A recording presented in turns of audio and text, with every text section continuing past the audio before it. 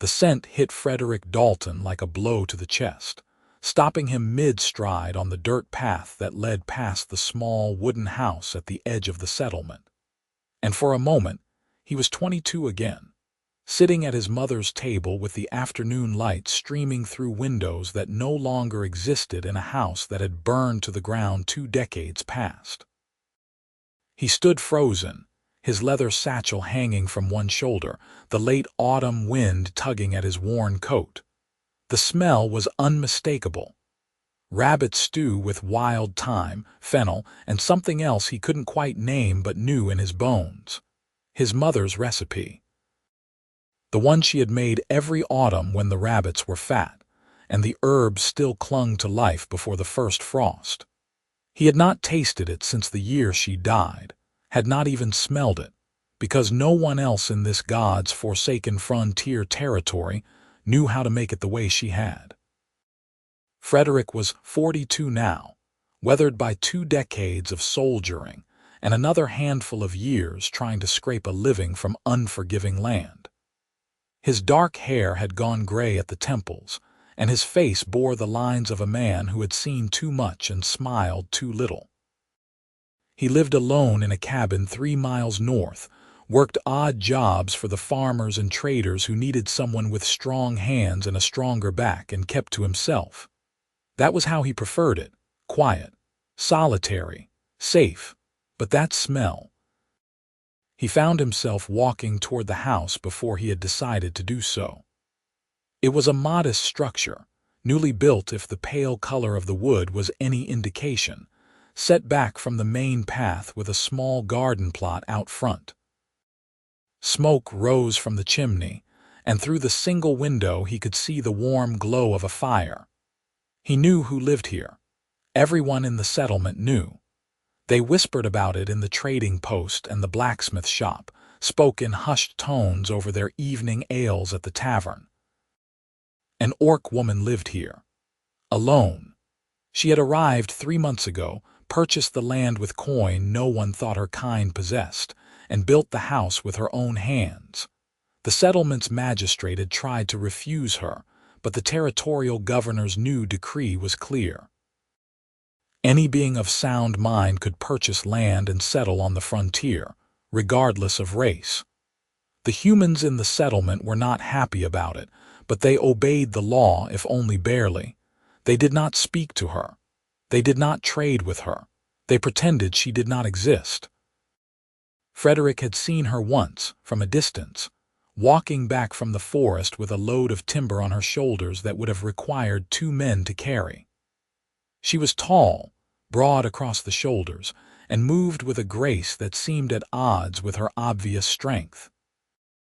He had looked away quickly, uncomfortable with his own curiosity. Now he stood at her door, and he did not know what he was doing here except that the smell of that stew had pulled something loose in his chest, some long-buried ache he had thought safely buried. He knocked before he could talk himself out of it. The sounds inside the house stopped.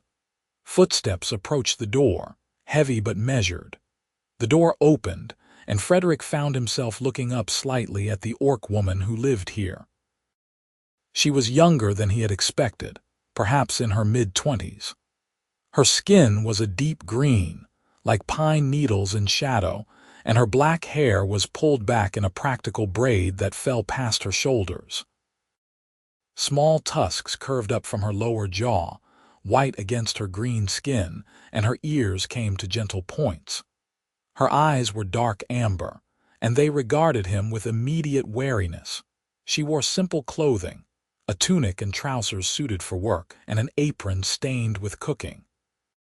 In one hand she held a wooden spoon. She said nothing, just looked at him, and Frederick realized she was waiting for him to explain why a human man was standing at her door when no one in the settlement had spoken a word to her in 3 months. "I am sorry to bother you," Frederick said, and his voice came out rougher than he intended. "I was walking past and I smelled your cooking." Her expression did not change, but he saw her shoulders tense slightly, as if preparing for an insult or worse. "And Her voice was low with a slight rasp to it, but her words were clear and without accent. "That stew," Frederick said, "what you are making. It smells exactly like something my mother used to cook.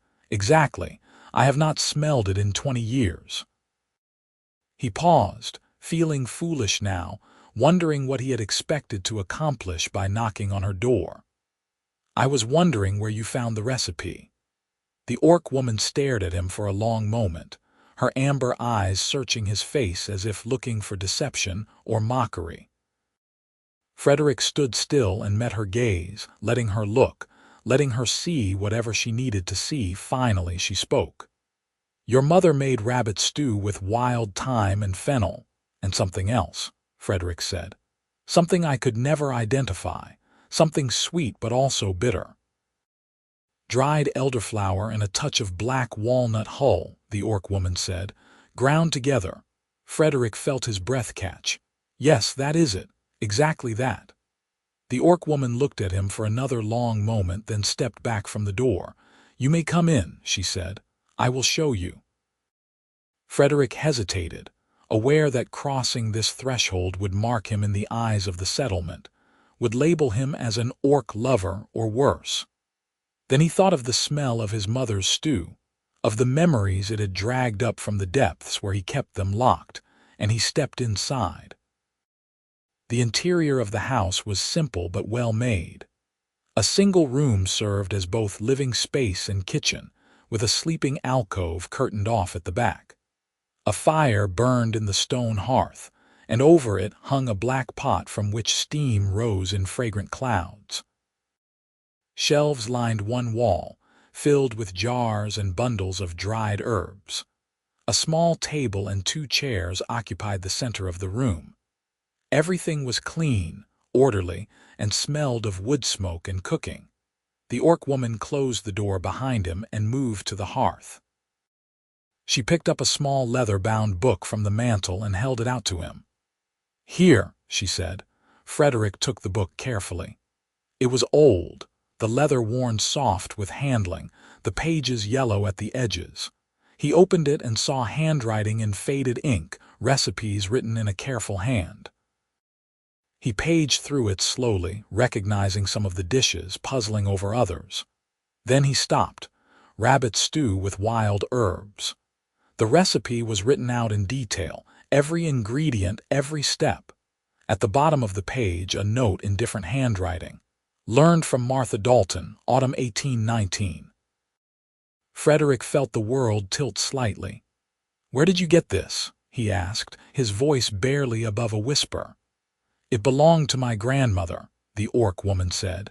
She had moved back to the hearth and was stirring the pot slowly, not looking at him. "She worked as a healer in a human settlement far east of here when she was young, before the wars. She learned medicine and cooking from the human women who would speak to her. She wrote down everything they taught her." "Martha Dalton was my mother," Frederick said. "She died 22 years ago. In 1819 she would have been." He calculated quickly. She would have been 18, newly married. She lived in a settlement called Redford in the Eastern Territories. "That is where my grandmother was," the orc woman said. "Redford. She spoke of it sometimes. She said it was the only place where humans treated her as a person rather than a monster." She paused, still stirring. "Then the wars came and she had to flee. She never went back." Frederick sank down into one of the chairs without being invited, still holding the recipe book. His hands were shaking slightly. "My mother never mentioned an orc healer," he said. "But she wouldn't have, would she? After the war started, it would have been dangerous to admit she had been friends with an orc. People would have called her a traitor." "Perhaps they were not friends," the orc woman said. "Perhaps your mother simply answered my grandmother's questions about cooking." "No," Frederick said, looking down at the careful handwriting, the note at the bottom of the recipe. "You do not write down someone's name like this. You do not keep a recipe for 20 years and then longer if there was not friendship. My mother was kind. She would have seen your grandmother as a person, not a monster. The orc woman turned to look at him then, and something in her expression had softened slightly. My grandmother said the same of her, that Martha was kind. She gestured to the pot. The stew will be ready soon. You may stay and eat if you wish. I made too much for one person. Frederick knew he should leave. He had gotten his answer. He knew now where the recipe had come from, had discovered an unexpected connection between his mother and this orc woman's grandmother. That should be enough. He should thank her and go. But he could not remember the last time someone had invited him to share a meal, could not remember the last time he had wanted to accept such an invitation. I would like that, he said. Thank you. My name is Frederick Dalton. I know, the orc woman said. Everyone in the settlement talks. They think I cannot hear them, but I can. She ladled stew into 2 wooden bowls and brought them to the table, along with a loaf of dark bread. My name is Garna. She sat down across from him, and for a moment they simply looked at each other. Then Frederick picked up his spoon and tasted the stew. It was exactly as he remembered. Exactly.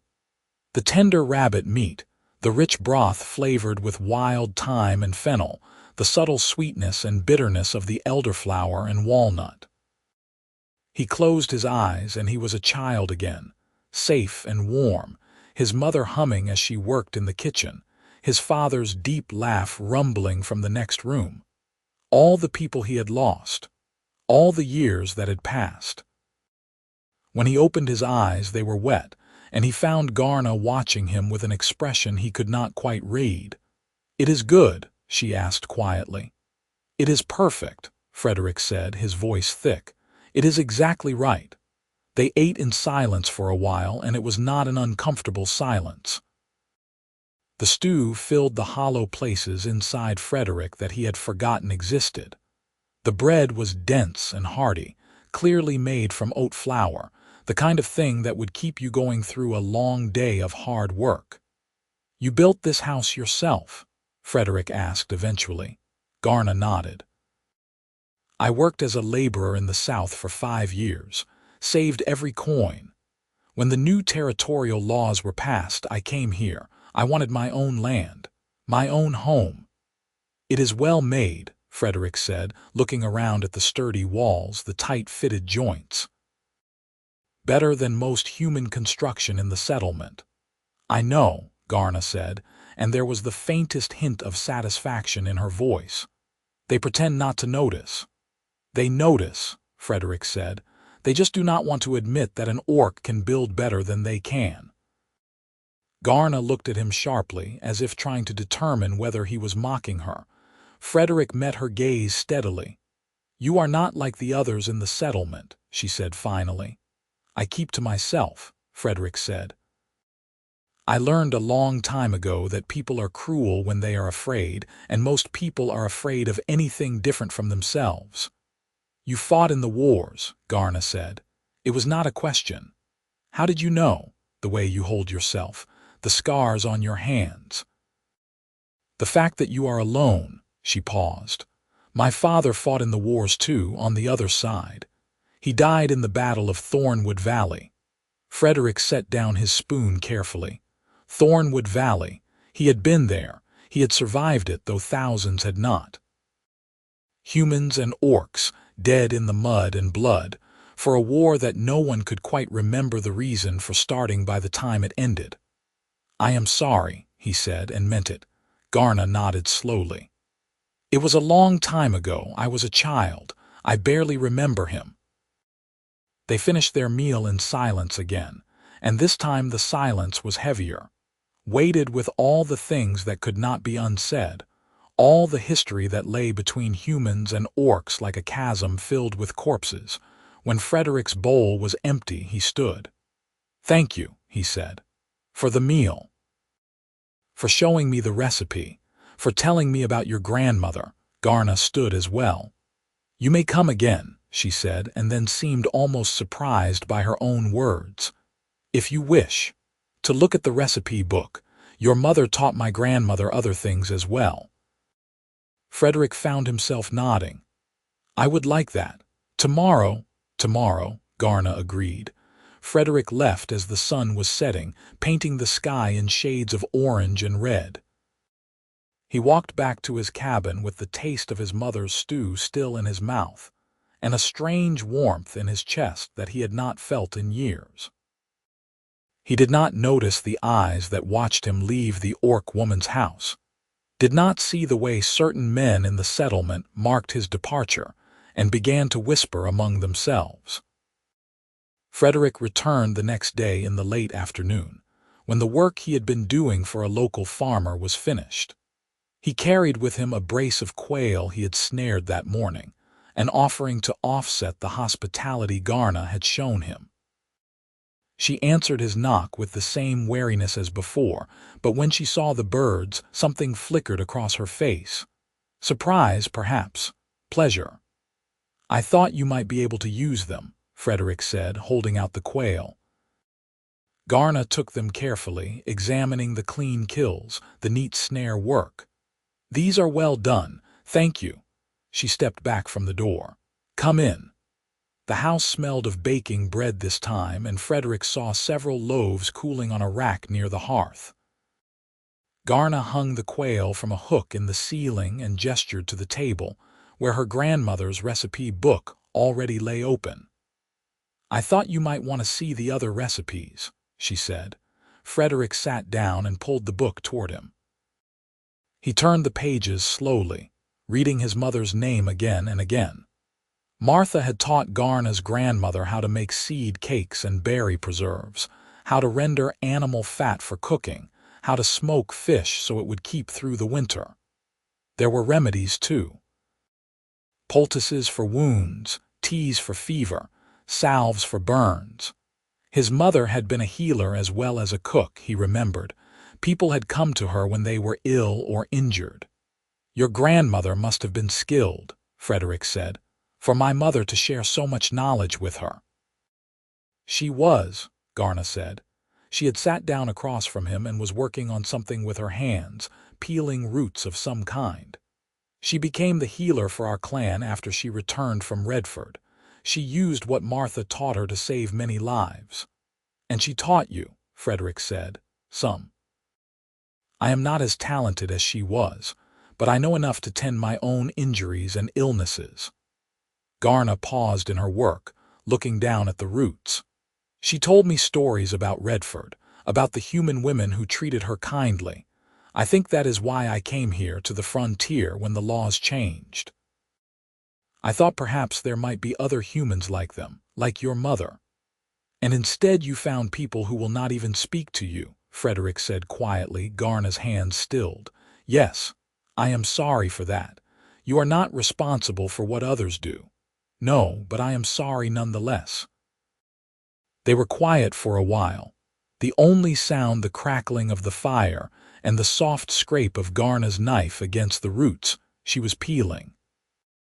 Frederick continued to page through the recipe book, trying to absorb the fact that his mother, who had died when he was 22 and had never spoken a word about the wars or the people involved in them, had been friends with an orc healer, had shared her knowledge freely, had written her name in a recipe book like a declaration of kinship. It made him think of her differently, made him realize there were parts of her life he had never known about, had never thought to ask about before she was gone. "What are you making?" he asked, nodding toward the roots. "Medicine," Garna said, "for winter coughs. I dry the roots and grind them into powder, then mix them with honey. The settlers will not buy from me, but trappers and traders come through sometimes. They do not care that I am an orc if my medicine works." Frederick watched her work, the efficient movements of her strong hands, the focus in her amber eyes. "I could sell it for you," he heard himself say. "In the settlement, they do not need to know where it came from." Garna looked up sharply. "Why would you do that?" "Because it is foolish to let pride stop you from getting medicine you need," Frederick said. "And because winter is coming and people will get sick, and your medicine will help them whether they know an orc made it or not." Garna studied him for a long moment. "You would do this?" she asked. even though it would mean lying to your own kind. They are not my kind, Frederick said, surprised by the vehemence in his own voice. I am human, yes, but that does not make every human my kin. I choose who I call friend based on character, not race. Something in Garna's expression shifted then, softening in a way Frederick had not seen before. You are strange, Frederick Dalton, she said. I have been called worse. A smile tugged at the corner of Garna's mouth, barely visible but there. It transformed her face, made her look younger, less guarded. Frederick felt something warm unfurl in his chest. He visited again the next day and the day after that. It became a pattern. He would finish his work for the day, and then he would walk to Garna's house with whatever he could bring. Firewood, vegetables from a farmer who had paid him in produce, a whetstone he had found at the trading post that he thought she might need. Small things, but Garna accepted them with quiet gratitude and always invited him in. They would sit at her table and talk, tentatively at first, then with growing ease.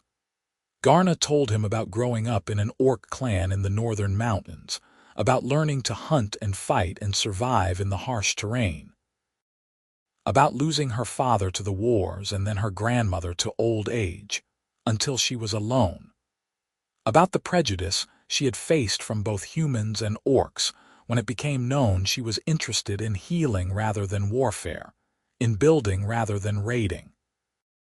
Frederick told her about his own past, carefully at first, then with increasing honesty.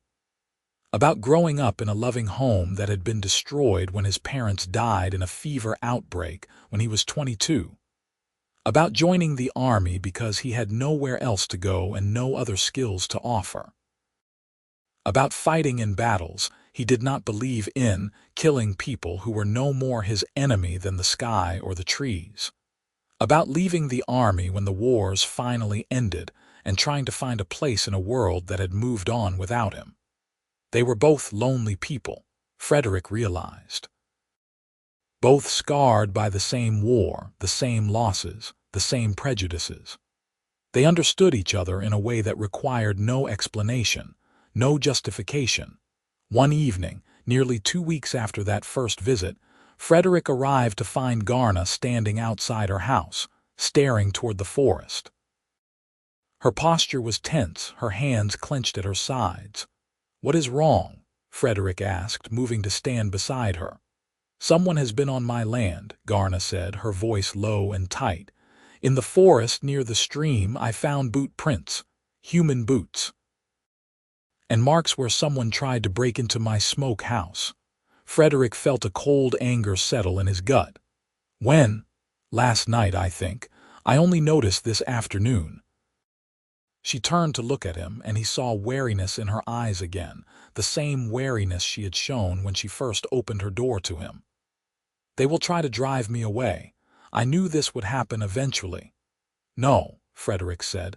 "You have a right to be here. You bought this land legally." "Legal does not mean safe," Garna said. "Not for an orc."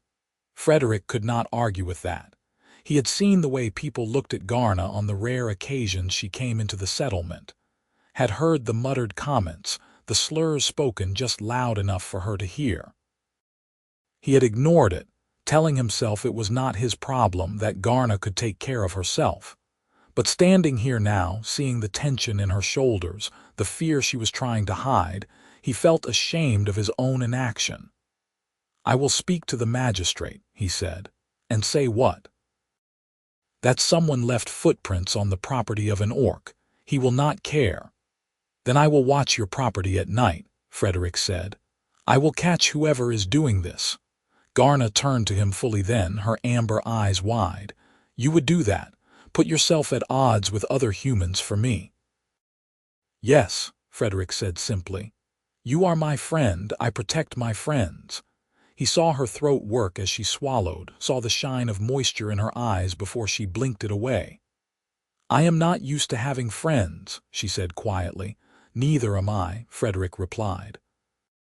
"We can figure it out together." That night, Frederick made a bedroll in the forest near Garna's property line, in a spot where he could watch the house and the smokehouse both. He had brought his old army knife, more comfortable in his hand than any tool he used for farming. He settled in to wait, patient as he had learned to be during long watches in the war. Nothing happened that first night or the second. But on the third night, near midnight, Frederick heard the snap of a twig and the low murmur of voices. He went still, watching as three figures emerged from the trees. Human men, their faces hidden by scarves, carrying torches. Frederick recognized them by their builds and their gaits. Garrett Dawson, who owned the livery stable. Marcus Fletcher, a farmhand who drank too much. And Thomas Crane, a trapper who had been vocal about his displeasure at having an orc in the settlement. They were moving toward Garna's smokehouse, and one of them was carrying something that sloshed in a bottle. Lamp oil, Frederick realized. They were going to burn it. He moved quickly, silently, the old soldier's instincts coming back like muscle memory. He stepped out of the forest behind them, his knife visible in his hand, his voice cold and hard. "That is far enough." All three men spun around, and Frederick saw recognition dawn in their eyes when they saw him. "Dalton," Thomas Crane said, pulling down his scarf. "What in the hells are you doing out here?" "I could ask you the same question," Frederick said, "but I already know the answer. You are going to put down that lamp oil and go home, and you are never going to come near this property again." "Or what?" Garrett Dawson said, his hand moving toward his belt. "You are going to fight us, 3 against 1, for an orc, if I have to," Frederick said. "But you should know I have already told the magistrate about your activities. If anything happens to me or to Garna, he will know exactly who to look for." It was a lie, but it was a convincing one. The three men exchanged glances, uncertainty flickering across their faces. "She does not belong here," Marcus Fletcher said, but his voice lacked conviction. "This is human land." "This is frontier land," Frederick said, "and she bought it legally. If you have a problem with that, take it up with the territorial governor, otherwise stay away." For a long moment, no one moved. Frederick kept his knife ready, calculating odds, remembering how to fight multiple opponents at once. He did not want violence, but he would not back down. Finally, Thomas Crane spat on the ground and turned away. "She is not worth it," he muttered. "Come on." The three men retreated into the forest, taking their torches and lamp oil with them. Frederick waited until he could no longer hear their footsteps, then turned toward the house. Garna was standing in the doorway, still dressed but clearly roused from bed. She was holding an axe, her face set in hard lines. "You heard?" Frederick asked. "I heard," Garna said. She lowered the axe slowly. "They will come back, perhaps not tonight, but eventually." "Perhaps," Frederick agreed, "but they know someone is watching now. That will make them think twice." Garna looked at him for a long moment, then stepped back from the door. "Come inside," she said. "It is too cold to sleep in the forest." Frederick hesitated, aware of what the settlement would say if they knew he had spent the night in an orc woman's house. Then he thought of Garna standing alone in the doorway with her axe, prepared to defend her home against three men who wanted to burn it, and he stopped caring what anyone would say. He followed her inside. Garna added wood to the fire, coaxing it back to life, then pulled out blankets and made a pallet near the hearth. "You can sleep here," she said. "It will be warmer than the floor." "Thank you," Frederick said. He sat down on the pallet, his knife still in his hand, his body still humming with the readiness for violence that had not quite left him. Garna sat down at the table, the axe across her lap. "You should sleep," she said. "I will keep watch. We can take turns," Frederick said. "You are not the only one who knows how to stand watch," Garna said, and there was the faintest edge of amusement in her voice. "My clan did not raise cowards or fools. Sleep, Frederick. I will wake you in a few hours." Frederick wanted to argue, but exhaustion was pulling at him, and he trusted Garna to keep watch. He lay down on the pallet, his knife beside him, and closed his eyes. He woke to the smell of cooking and the pale gray light of dawn. Garna was at the hearth, stirring something in a pot. She looked tired but alert, and she glanced over her shoulder when she heard him stirring. "They did not come back," she said. Frederick sat up, his body stiff from sleeping on the floor. "Good. You should have woken me for my watch," he said. Garna shrugged. "You looked like you needed the sleep." She ladled out 2 bowls of porridge, thick with oats and sweetened with dried berries, and they ate together as the sun rose. It felt strangely domestic, strangely comfortable, and Frederick realized with a start that he was happier here, in this simple house with this orc woman, than he had been anywhere in years. "I should go," he said when the meal was finished. "I have work today." Garna nodded, but she looked reluctant. "Will you come back tonight?" "Yes," Frederick said. "Every night until we are sure they have given up." "Thank you," Garna said, and the gratitude in her voice was raw and unguarded. "I do not know how to repay you for this." "You do not need to repay me," Frederick said. "Friends do not keep score." He saw that smile again, small but genuine, and it stayed with him all through the long day of work that followed. The pattern continued for 2 weeks. Frederick would work during the day, then come to Garna's house in the evening. They would eat together, talk together, and then Frederick would sleep on the pallet near the hearth while Garna kept first watch. They took turns through the night, and though they heard sounds in the forest sometimes, no one approached the house again. During those long nights, sitting by the fire while Garna slept in the alcove behind the curtain, Frederick found himself thinking thoughts he had not allowed himself in years. Thoughts of permanence, of companionship, of building something that might last. He was not a young man anymore, and his life had been hard and lonely, and he had accepted that as his fate. But now, sitting in Garna's house with the firelight warm on his face, he wondered if perhaps his fate might be different than he had assumed. He was falling in love with her. He knew it with a certainty that was both exhilarating and terrifying. He loved the way she moved, strong and graceful. He loved the way she spoke, direct and honest, with none of the games and deceptions he had learned to expect from people. He loved her intelligence, her skill with healing and building and cooking. He loved the quiet strength in her, the resilience that had allowed her to survive prejudice and loss and loneliness without becoming bitter. But he did not know if she felt the same.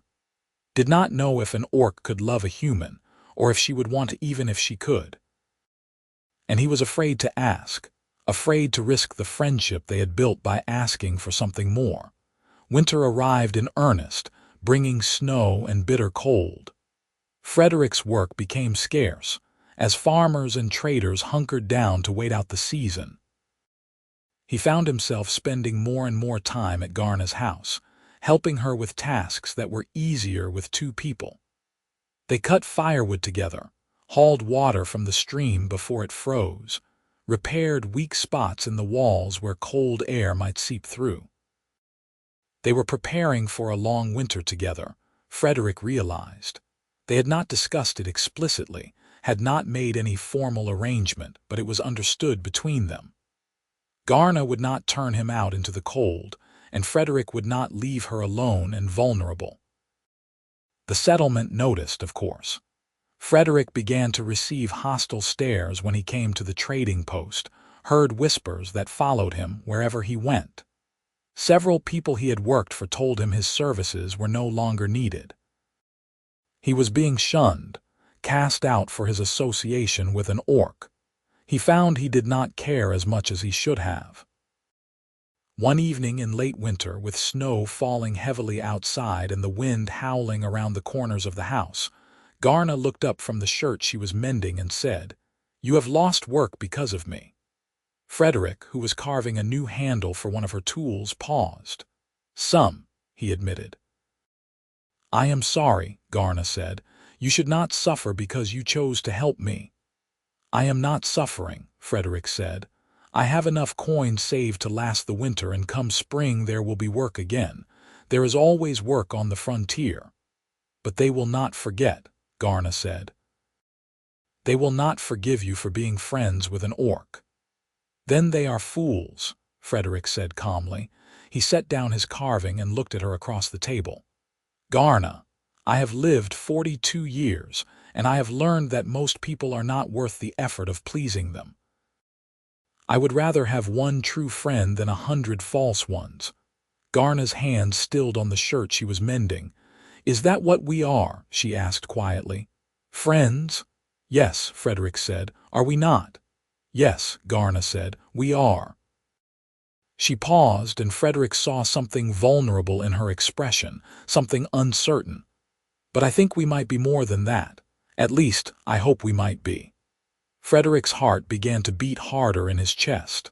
What do you mean? Garna set down her mending and met his eyes directly. I mean that I have feelings for you, Frederick Dalton. Feelings that go beyond friendship. I think about you when you are not here. I look forward to your arrival each day like a child waiting for a festival. When you sleep by the fire, I lie awake and wish you were closer. When you smile, which is rare but precious, I feel warm inside. She took a breath. I think I love you, and I do not know if that is possible for an orc to love a human, but I feel it nonetheless. Frederick could not speak for a moment. The words he had been afraid to hope for had been given to him freely, honestly, with Garna's characteristic directness. He felt a pressure in his chest that might have been joy, or might have been terror, or might have been both at once. It is possible, he said finally, his voice rough. I know it is possible because I feel the same. I love you, Garna. I have loved you for weeks now, but I was afraid to say it. Afraid you would not want a broken-down old soldier with more scars than sense. Garna stood up from her chair and crossed to him, and Frederick stood as well. She was slightly taller than he was, and when she reached out to touch his face, her hand was warm and calloused and gentle. You are not broken, she said softly. You are kind and brave and loyal. You are everything I did not know I was looking for when I came to this place. Frederick reached up to cover her hand with his own. We will face difficulties, he said. People will not accept us. They will make our lives hard. Let them try, Garna said. We are both survivors, Frederick. We have lived through worse than gossip and shunning. Yes, Frederick agreed. We have. He leaned forward and Garna leaned down, and they kissed. It was tentative at first, uncertain, two people learning each other's shape and taste. Then it deepened, and Frederick felt something in him unlock, some final guard he had been keeping up fall away. He pulled Garna closer, and she came willingly, her arms wrapping around him with a strength that should have been frightening but felt only safe. When they finally pulled apart, both breathing hard, Garna rested her forehead against his.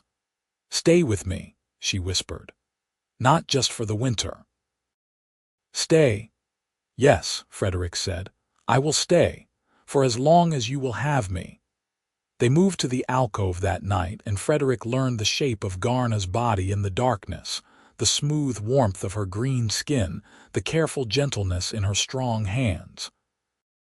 They made love slowly, discovering each other, and afterward they lay tangled together in the narrow bed, Frederick's gray head resting on Garna's shoulder, her hand stroking his hair. I never thought I would have this, Garna said into the darkness. I thought I would be alone forever. So did I, Frederick said, but we found each other. Against all odds, we found each other. Because of a recipe, Garna said, and he could hear the smile in her voice.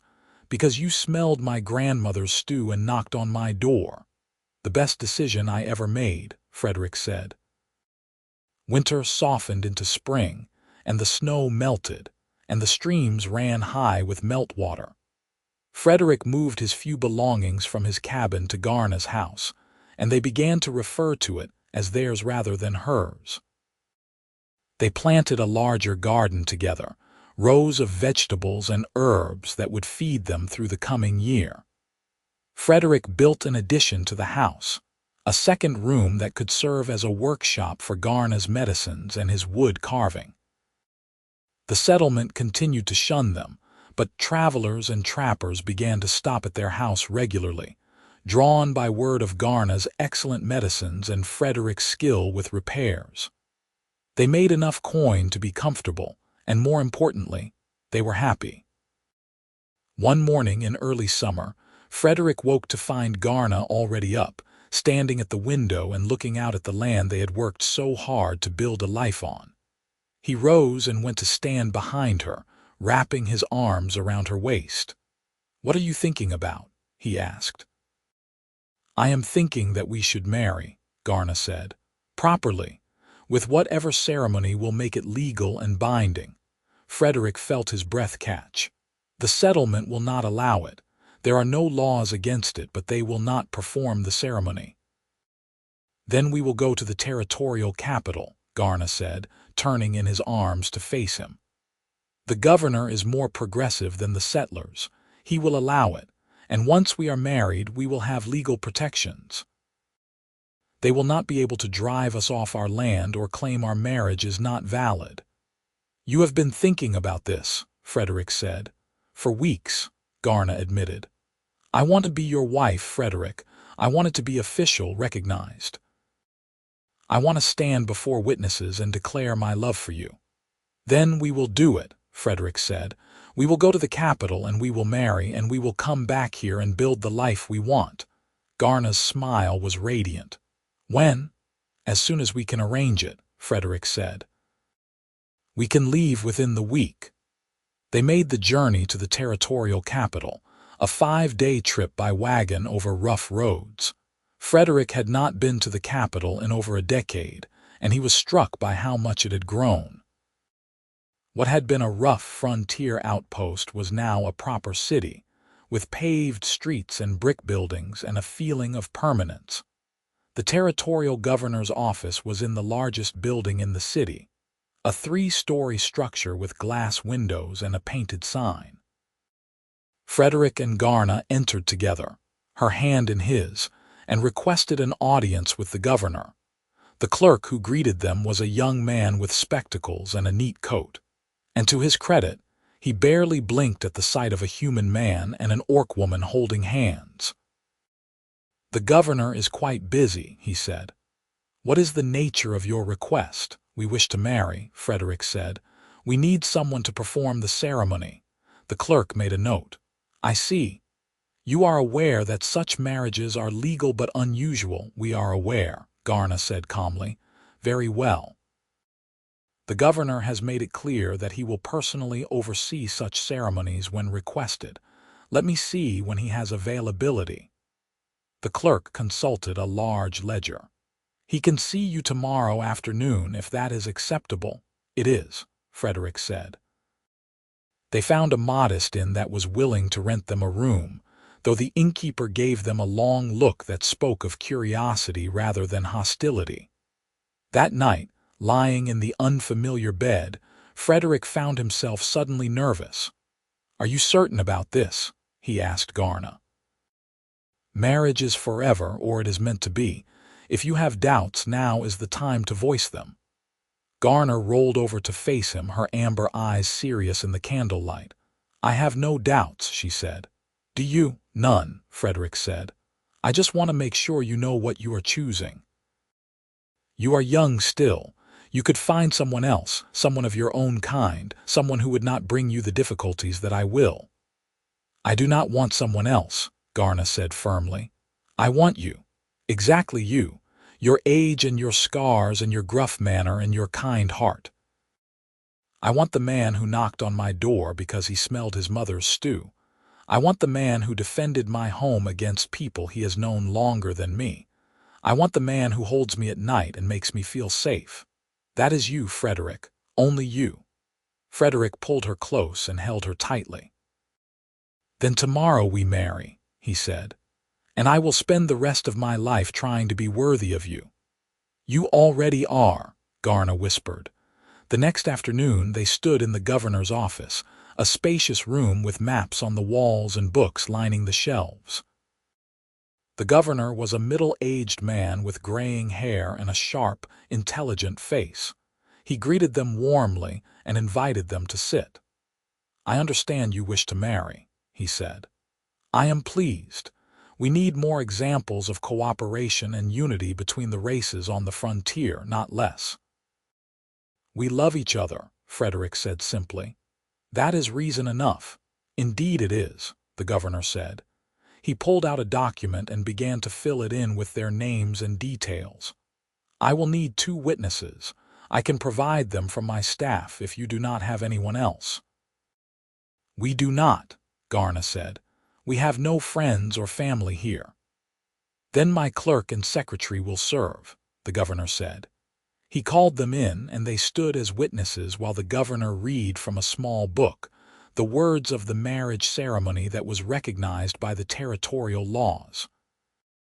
Frederick and Garner repeated their vows, promising to love and honor each other, to stand together through hardship and joy, to build a life together. When it came time for Frederick to speak his vows, he looked into Garna's amber eyes and saw his entire future there. "I, Frederick Dalton, take you, Garna, to be my wife," he said, his voice steady and sure. "I promise to love you, to protect you, to stand by your side no matter what comes. I promise to build a life with you that is worthy of the courage it took for both of us to love across the boundaries that others have drawn. You are my heart, Garna. You are my home." Garna's eyes were bright with unshed tears. When she spoke her vows, her voice was strong and clear. "I, Garna, take you, Frederick Dalton, to be my husband," she said. "I promise to love you, to honor you, to be your partner in all things. I promise to build a life with you that is filled with joy and purpose. You saw me when others would not. You chose me when it would have been easier to walk away. You are my heart, Frederick. You are my home." The governor pronounced them married, and Frederick kissed his wife for the first time as her husband. The witnesses applauded, and the governor signed the marriage document and handed it to them with a smile. "Go forth and be happy," he said, "and know that you have the full protection of the territorial law. Anyone who attempts to interfere with your marriage or your property will answer to me personally." They thanked him and left, the marriage document carefully tucked into Frederick's coat. They celebrated that night at a small restaurant, eating good food and drinking wine, talking and laughing like they had all the time in the world. The journey back to their home was slower than the journey out had been, because they were in no hurry. They stopped at a stream to swim, made love under the stars, talked about their plans for the future. Frederick wanted to expand their garden, plant an orchard. Garna wanted to build a proper workshop for her medicines, perhaps even train apprentices if anyone would be willing to learn from her. When they finally arrived home, it was to find that someone had been there. The door had been forced open, and inside the house had been ransacked. Furniture was overturned, jars were smashed, and the recipe book that had started everything was torn apart, its pages scattered across the floor. Garna made a sound of pure anguish and dropped to her knees, gathering up the pages with shaking hands. Frederick felt a cold rage settle over him. He looked around the house, cataloging the damage, and saw a message scrawled on the wall in charcoal. "Monsters not welcome." "They will pay for this," Frederick said, his voice low and dangerous. "No," Garna said. She was holding the torn pages of her grandmother's book to her chest, tears streaming down her face. "Violence will only make things worse. We will clean up. We will repair what can be repaired. We will move forward." "They destroyed your grandmother's book," Frederick said. "They tore it," Garna said. "But I can put it back together. I can mend the pages. The words are still there, Frederick. The knowledge is still there." She looked up at him, her face streaked with tears but her eyes determined. We cannot let them break us. We cannot let them make us into something we are not. Frederick knelt beside her and gathered her into his arms. I am sorry, he said. I am so sorry I was not here to stop this. You could not have known, Garna said. We will survive this, Frederick. We have survived worse. They spent the rest of the day cleaning up the damage, righting furniture, sweeping up broken glass, gathering the scattered pages of the recipe book. Frederick fashioned a new lock for the door, one that would be harder to break. Garna carefully mended each torn page, her hands steady despite her grief. That night, lying in bed with Garna curled against him, Frederick made a decision. In the morning, he would go to the settlement. He would tell them about the marriage, show them the legal document.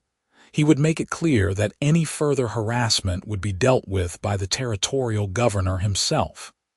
He would draw a line, and he would dare them to cross it. When he told Garna his plan in the morning, she looked worried but did not try to stop him. Be careful, she said. Some people cannot be reasoned with. I know, Frederick said, but I have to try for us, for the life we are trying to build. He rode into the settlement just after noon, when he knew most people would be at the trading post or the tavern. He found a crowd gathered outside the livery stable, and he dismounted and walked directly into the center of them. I have something to say, he announced, his voice carrying clearly. The crowd turned to look at him, and Frederick saw recognition and hostility on many faces. 3 weeks ago, I married Garna, the orc woman who lives at the edge of the settlement. We were married by the territorial governor himself, and our marriage is legal and binding under territorial law. There were gasps and angry mutters. Someone shouted, You married a monster. I married a woman I love, Frederick said calmly. A woman who has done nothing to any of you except try to live peacefully on land she legally purchased.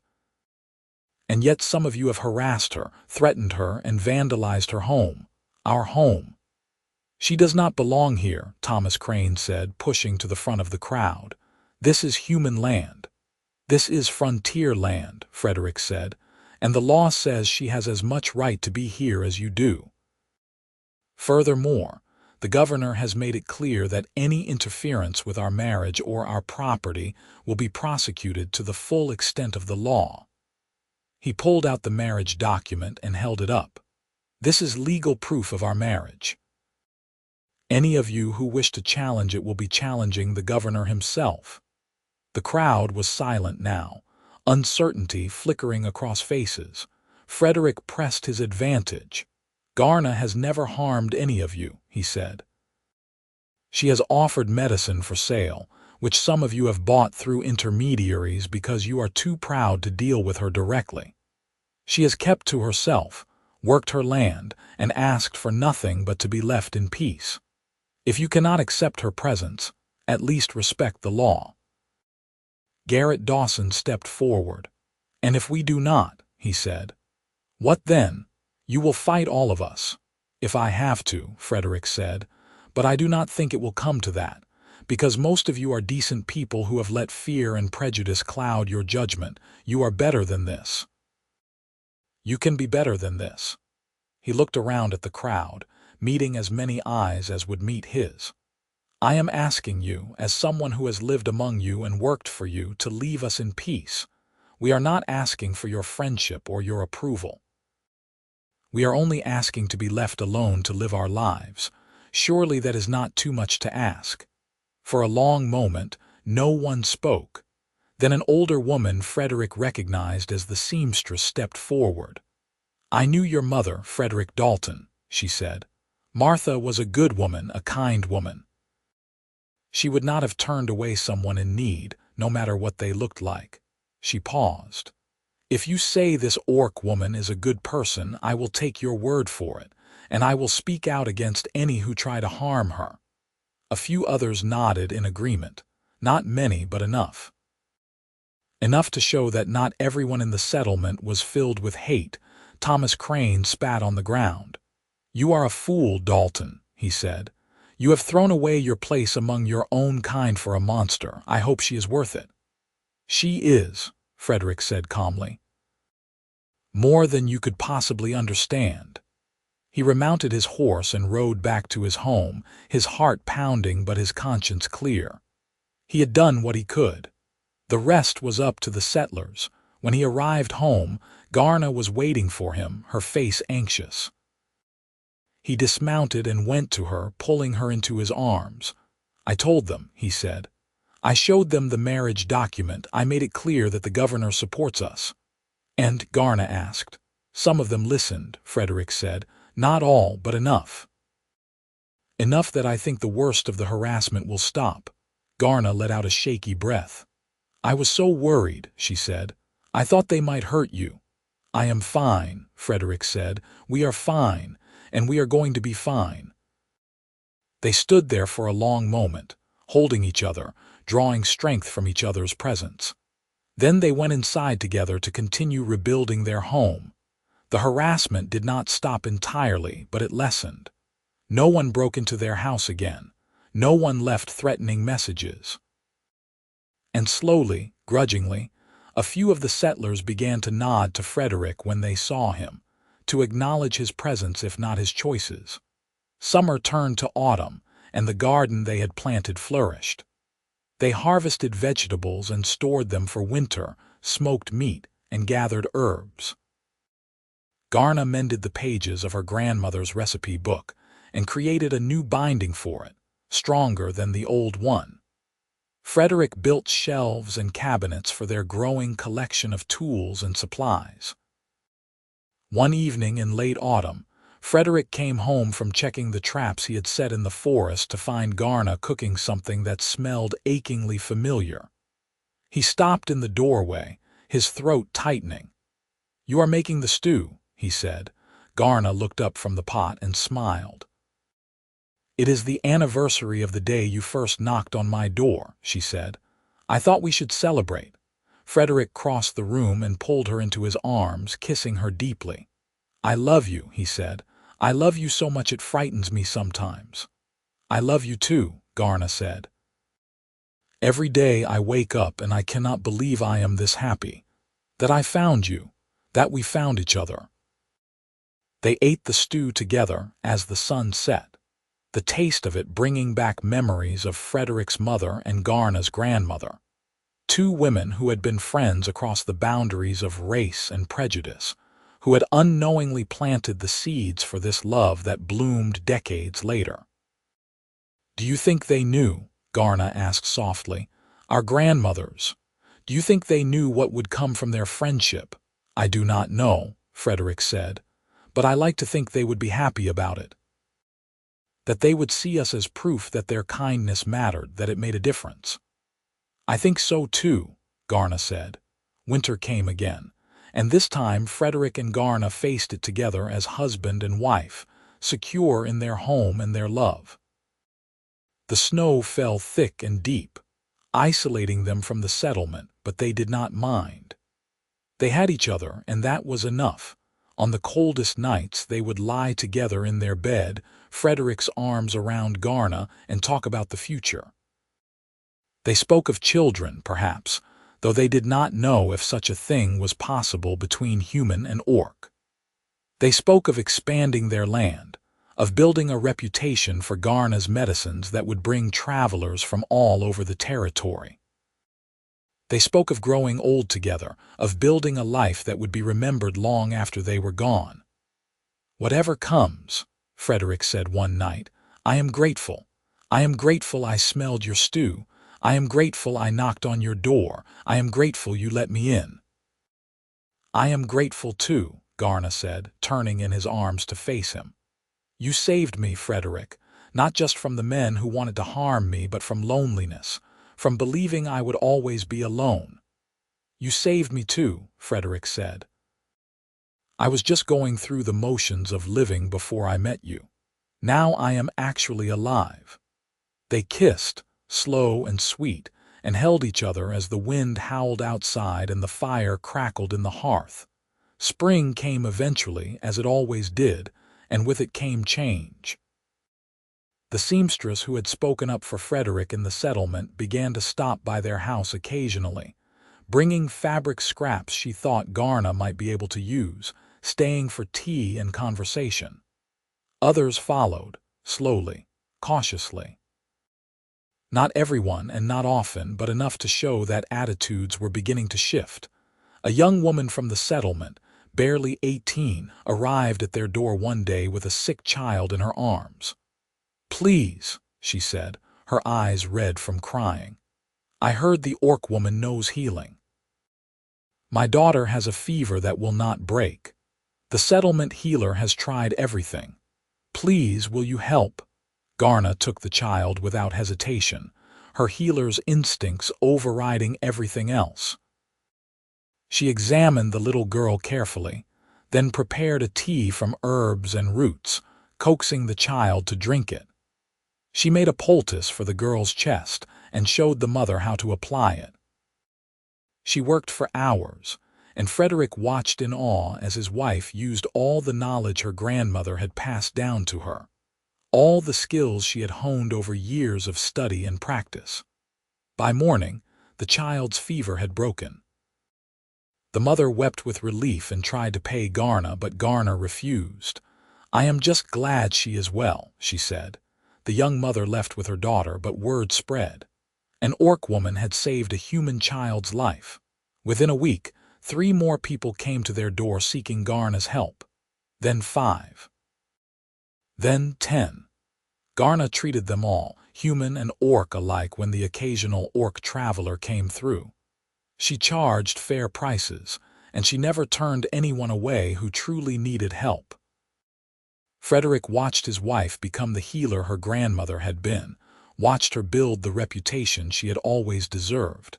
By the time summer arrived again, Garna had more work than she could handle alone.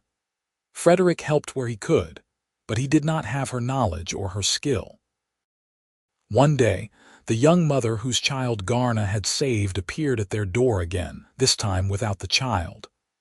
"I want to learn," she said. "If you will teach me, I want to learn healing. My daughter is alive because of you, and I want to be able to help others the way you helped her." Garna looked at the young woman for a long moment, then smiled. "What is your name?" she asked. "Priscilla," the young woman said. "Priscilla Matthews." "Come in, Priscilla," Garna said. "I will teach you." And so Garna took on her first apprentice, a human girl who looked past green skin and tusks to see the skill and knowledge beneath. Priscilla proved to be an excellent student, quick to learn and dedicated to the work. She came every day, learning to identify plants, to prepare medicines, to diagnose illnesses. She spoke openly of her admiration for Garna, and slowly, grudgingly, others in the settlement began to soften their stance. It was not perfect acceptance. There were still those who muttered darkly about orcs and humans living together, who refused to come to Garna for healing even when they needed it. But it was progress, slow and hard one, and Frederick and Garna were grateful for it. 2 years after their marriage, on a warm summer evening, Garna came to Frederick with news that made his heart stop. "I am pregnant," she said, her hand resting on her still flat belly, her eyes wide with wonder and fear. Frederick could not speak for a moment. He had not dared to hope, had not dared to believe that such a thing was possible. But here it was, a miracle in the making. "Are you certain?" he finally managed. "Yes," Garna said. "I have been feeling strange for weeks, and now I am certain. We are going to have a child, Frederick, our child." Frederick pulled her into his arms and held her so tightly he was afraid he might hurt her. "I love you," he said, his voice breaking. "I love you so much, and I am so happy, and I am so terrified." "I am terrified too," Garna admitted, her face pressed against his shoulder. "I do not know what our child will be, human or orc or something in between. I do not know if the world will accept them, but I know we will love them, Frederick. We will love them and protect them and teach them to be strong." "Yes," Frederick agreed. "We will." The pregnancy progressed. And Garna continued her work as long as she was able, training Priscilla to take over more and more of the responsibilities. Frederick became fiercely protective, hovering over Garna until she laughingly told him to stop treating her like she was made of glass. The settlement watched the pregnancy with a mixture of curiosity and apprehension. No one had ever heard of a human and an orc having a child together. There were whispers about what the child might be, whether it would be a monster or a miracle. Frederick did not care what they said. He cared only that Garna and the baby were healthy and safe.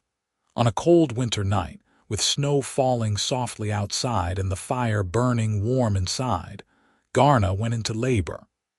Priscilla was there to help, her young face serious with concentration as she assisted with the birth. Frederick held Garna's hand, felt her strength as she labored to bring their child into the world. When the baby finally came, crying lustily in the warm room, Frederick felt tears stream down his face. The child was perfect. Small and wrinkled and perfect, with skin that was a pale green, lighter than Garna's but darker than Frederick's pale tan. Tiny pointed ears and a shock of black hair. No tusks yet, but Garna said they might come later or they might not. "A daughter," Priscilla said, placing the cleaned and wrapped baby in Garna's arms. "You have a daughter." Garna looked down at their child with an expression of such profound love that Frederick felt his heart might burst. "Hello, little one," she whispered. "Welcome to the world." Frederick leaned in close, touching his daughter's tiny hand with one finger, marveling at the perfection of her miniature fingers as they curled around his. "What should we name her?" he asked. Garna looked up at him, her amber eyes bright with tears. "Martha," she said, "after your mother. And if you agree, her middle name should be Kara after my grandmother." "Martha Kara Dalton," Frederick said, testing the name. "It is perfect. She is perfect." They spent the rest of the night in a haze of exhausted joy, taking turns holding their daughter, marveling at the miracle of her existence. Priscilla left just before dawn, promising to return the next day to check on them, and Frederick and Garna were left alone with their child. "I cannot believe she is real," Garna said softly, watching the baby sleep. "I cannot believe we made her." "She is the best thing I have ever done," Frederick said. "The best thing we have ever done." Word of the birth spread through the settlement, and to everyone's surprise, people began to come by with gifts. Small things, mostly. Baby clothes, blankets, a cradle that the carpenter had made. The seamstress who had first spoken up for Frederick brought a beautiful quilt, stitched with care. Even some of those who had been most hostile softened when they saw the baby, unable to maintain their anger in the face of an innocent child. Martha grew strong and healthy, and as she did, she became a symbol of something larger than herself. She was proof that humans and orcs were not so different, that love could bridge any gap, that the future did not have to be defined by the hatreds of the past. Garna returned to her healing work when Martha was old enough, and Priscilla proved to be a capable assistant, caring for the baby when Garna was busy with patients. Frederick built a larger workshop, expanded the house to accommodate their growing family, and found steady work again as people in the settlement began to forget their prejudices. Years passed, and Martha grew from a baby into a toddler, then a young child. She had her mother's amber eyes and her father's smile, and she was fierce and curious and kind.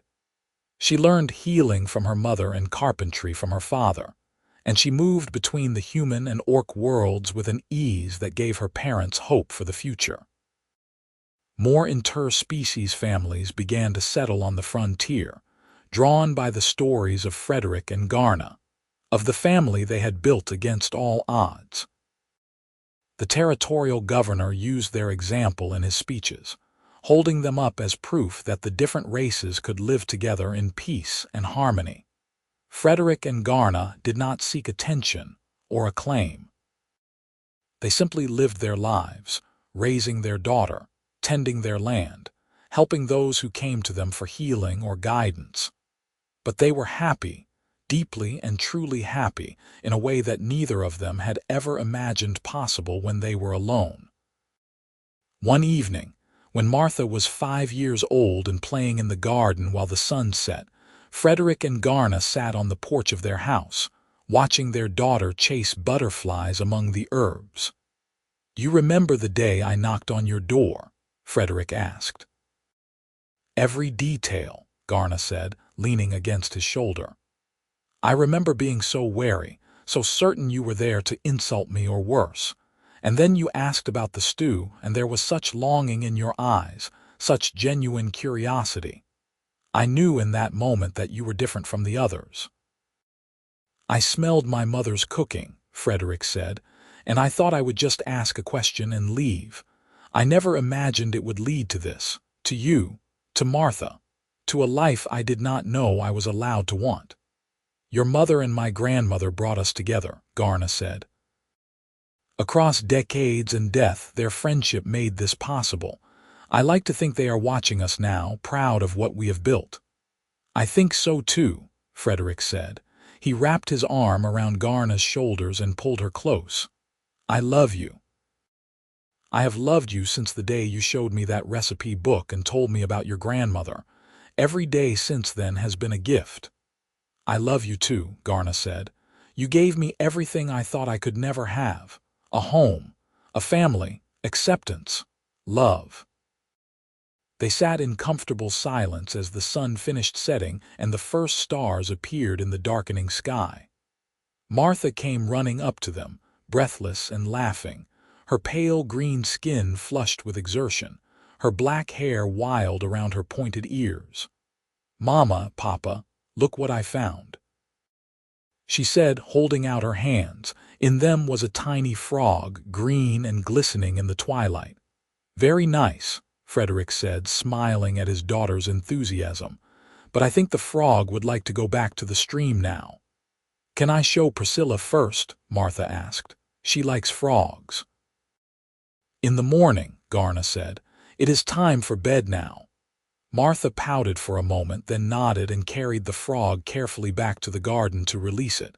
She returned and climbed into Frederick's lap, yawning hugely. "Tell me the story," she said sleepily, "about how you and Mama met." It was her favorite story, one Frederick had told 100 times and would tell 100 more. He began to speak, his voice soft in the gathering dark, telling the tale of a man who smelled a familiar stew and knocked on a door, of an orc woman who let him in, of a recipe that bridged decades and brought two lonely souls together. By the time he finished, Martha was asleep in his arms, and Garna was smiling at him with all the love in the world shining in her amber eyes. Frederick carried his daughter inside and tucked her into bed, then returned to Garna.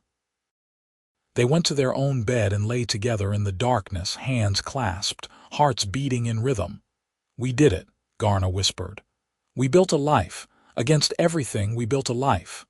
"We did," Frederick agreed, "and it is a good life, the best life."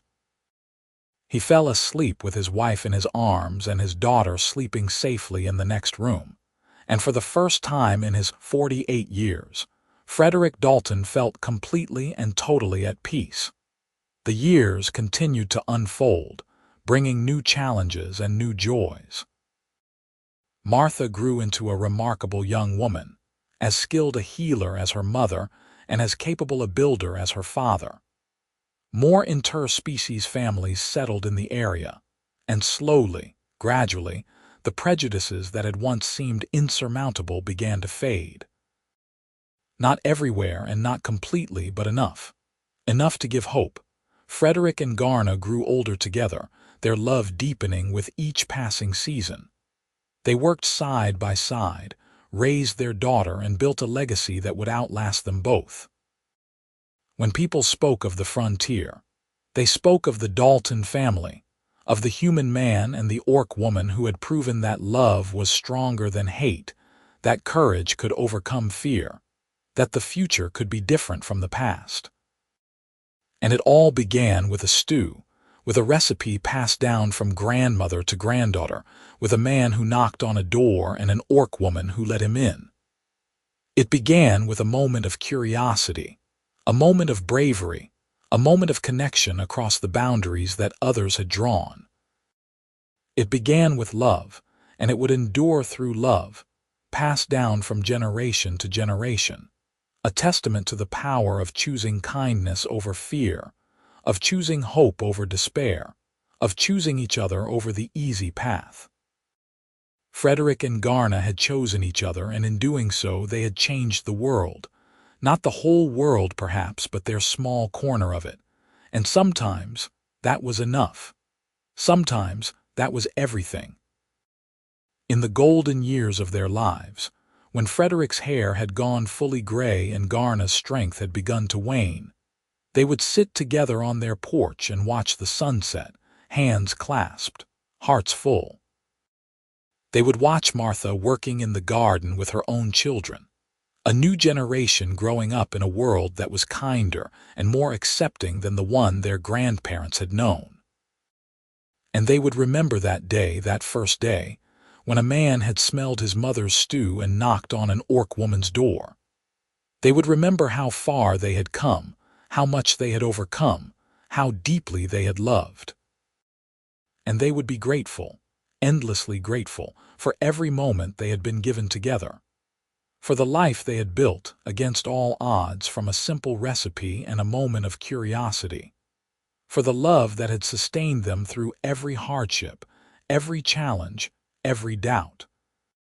They had found each other in the wilderness of the frontier, two lost souls who had been made whole by their joining, and they had created something beautiful, something lasting, something that would echo down through the generations long after they were gone. They had created a home. They had created a family.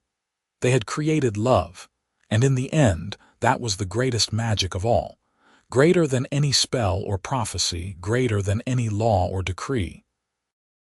The magic of two people choosing to love each other, to build a life together, to face whatever came with hands clasped and hearts united.